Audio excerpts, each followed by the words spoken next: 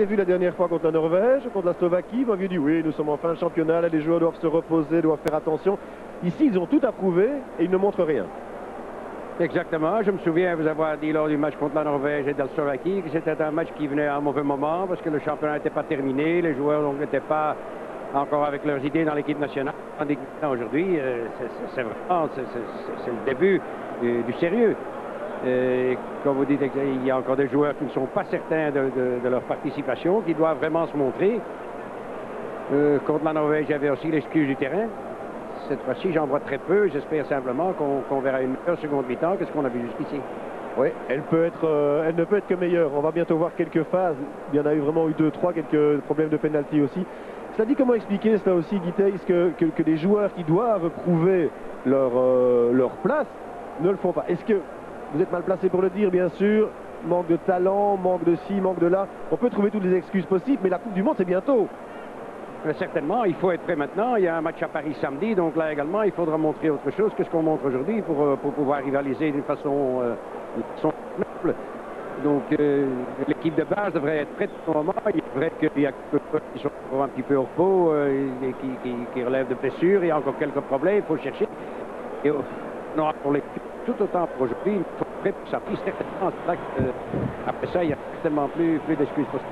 Est-ce que le Diable Rouge n'essaie pas plus de ne pas prendre de but que d'en marquer? Parce que les Algériens restent très groupés, mais les Belges ne sortent pas beaucoup non plus, ne prennent pratiquement pas de risques. Il est un fait que, vu de la tribune, j'ai souvent vu un attaquant esselé tout à fait et 4 en ligne derrière. Donc ça, c'est certainement un, si pas 2 de trop, je crois qu'à ce moment-là.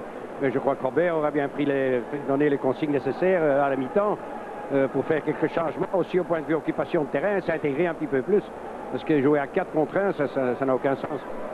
Maintenant, on voit ici, c'est vrai que les occasions les plus nettes ont été aussi pour les Algériens, surface arrêtée notamment. On sait que ce sont de redoutables manières de ballon. Cela dit, Guy Thys, il y a aussi des joueurs qui ne sont pas à leur niveau.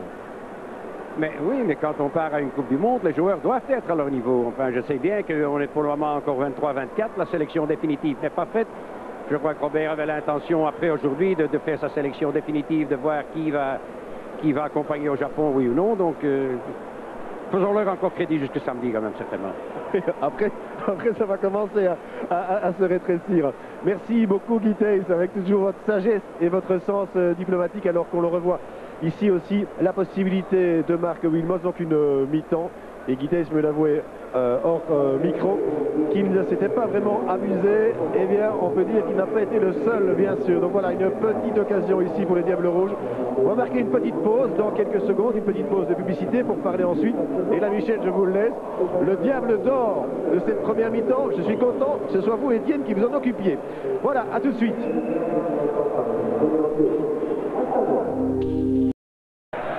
Qui va le faire? Regardez le contre maintenant avec de nouveau Saifi, le centre, il est bon et un dégagement là. Ruèche. De nouveau chez Van der Raak qui doit frapper.